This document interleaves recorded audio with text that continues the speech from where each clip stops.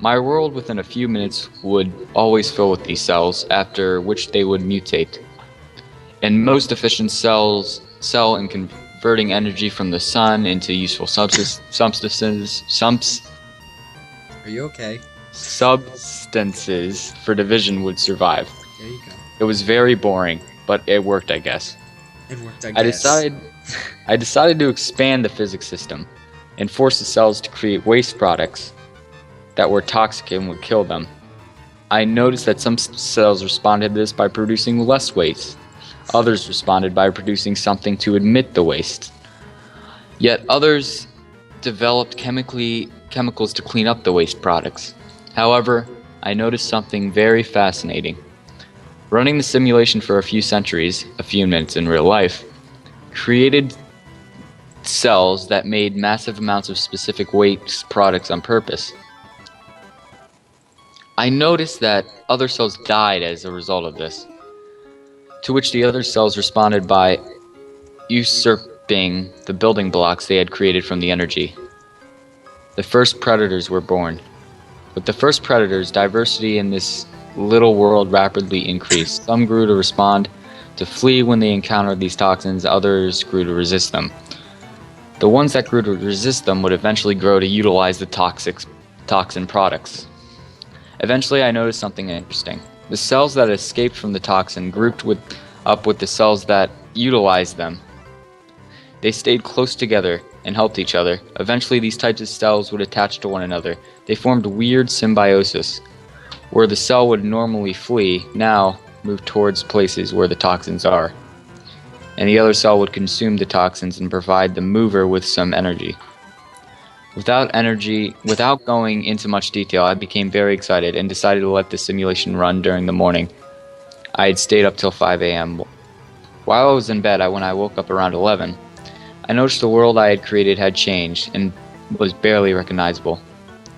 Massive plant-like structures grew in the world, consumed by other organisms that ate these plants. However, looking at the log, I noticed that the world hadn't changed much in the past 2 hours or so. I had reached another stasis point, where the simplicity of my simulation prevented more complex life from evolving. I expanded the system by breaking up energy into different types, with different wavelengths that were absorbed into different degrees by different molecules.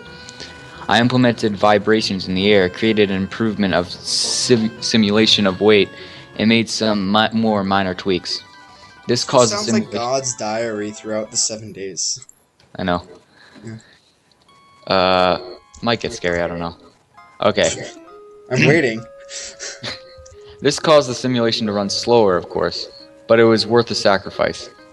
I stayed around the whole day watching the simulation in excitement and playing with it, as it was incredibly addicting. Complex organisms evolved that cooperated. Plants that depended on each other or attracted predators that ate horrible-looking creatures that ate from them. I had fun and noticed some creatures evolved warning cells. This means that if they noticed a predator, they would issue a sound, and all others of their kind would flee into holes they had dug in the earth. Others evolved mating cells. I decided to have some fun. I made a dump tool allowing me to dump specific organisms on the earth, and I wrote my name with it. I created 10 meteorites and dumped them on a piece of land Dinosaurs dying.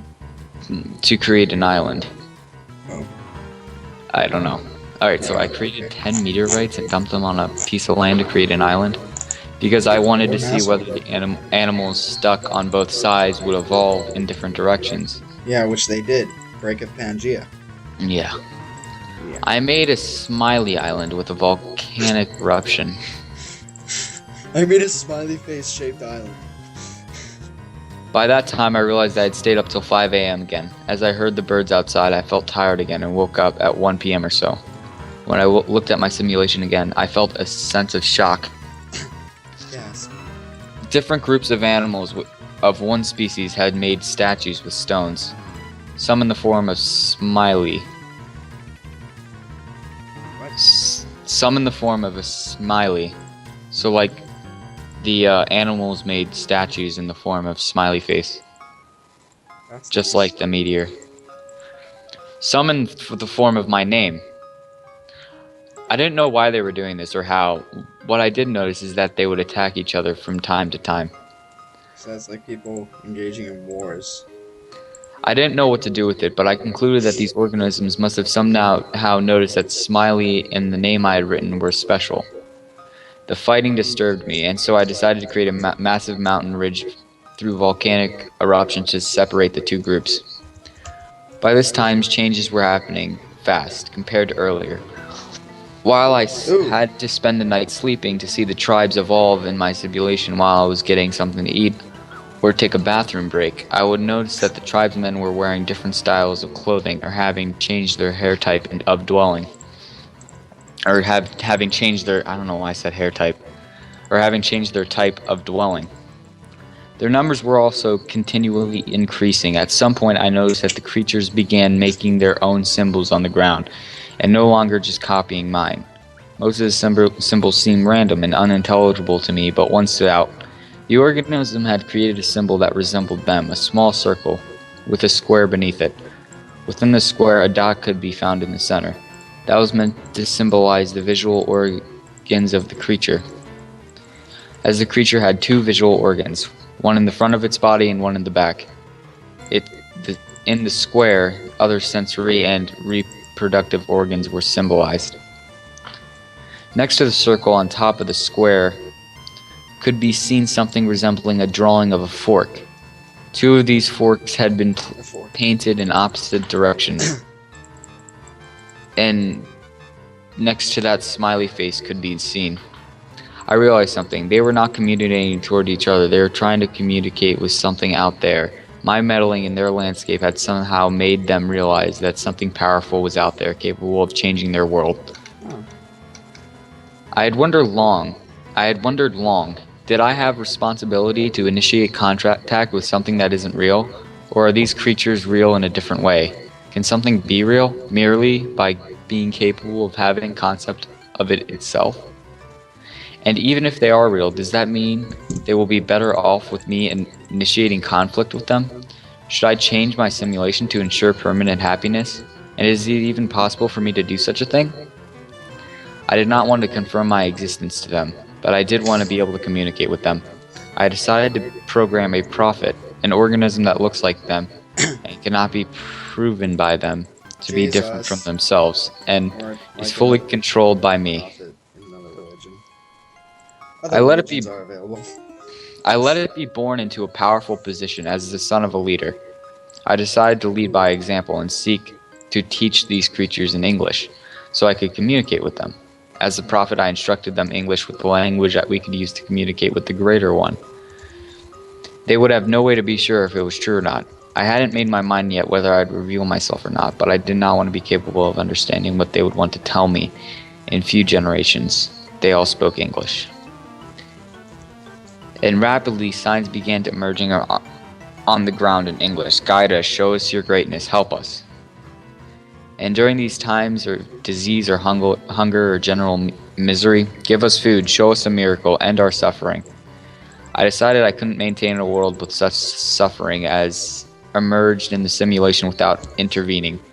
Why would I accept a world with death and rape and murder if I could make on without it? I implemented fixes that were gradual, so they could not be proven miraculous. Murder and rape would, over the years, become rarer, and so would death at a young age.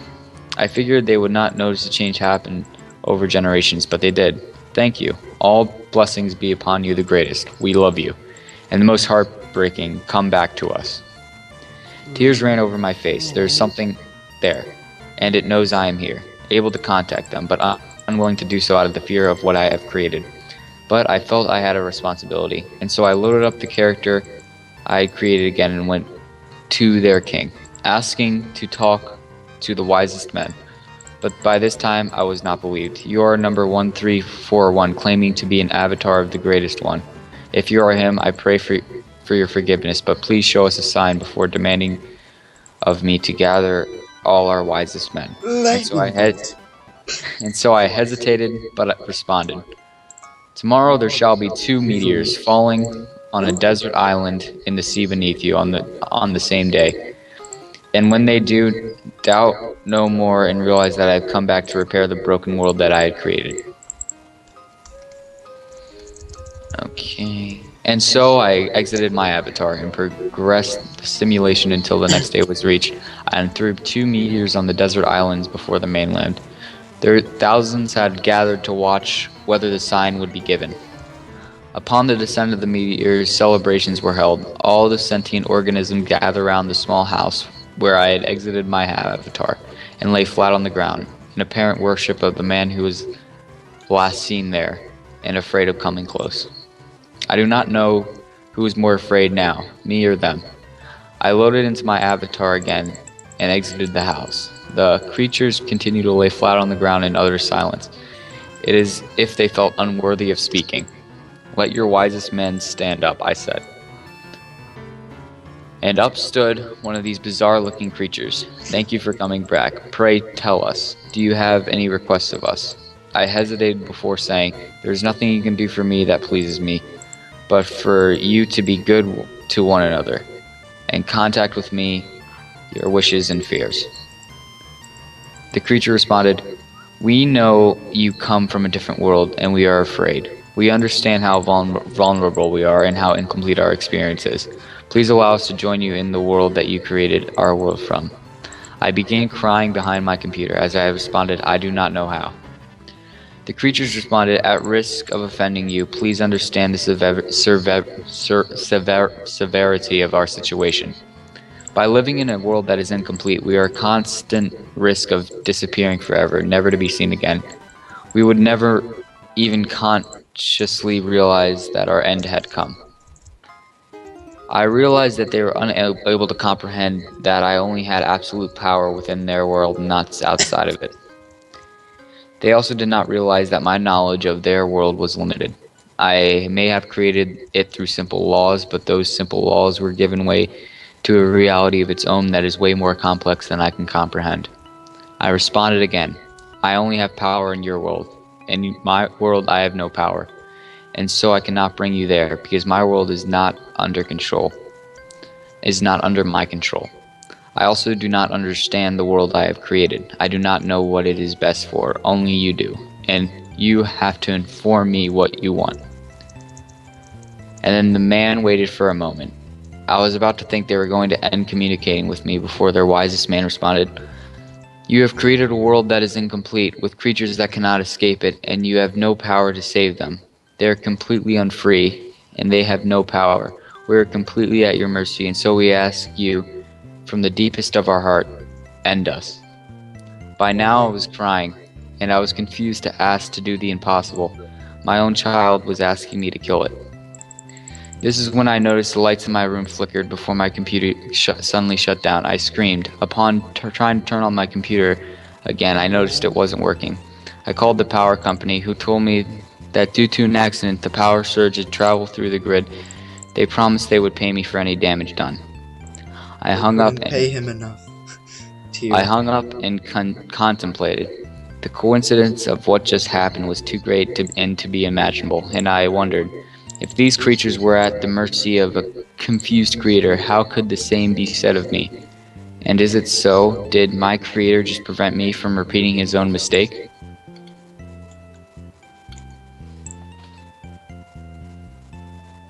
The mistake being letting us live. Yes. Damn.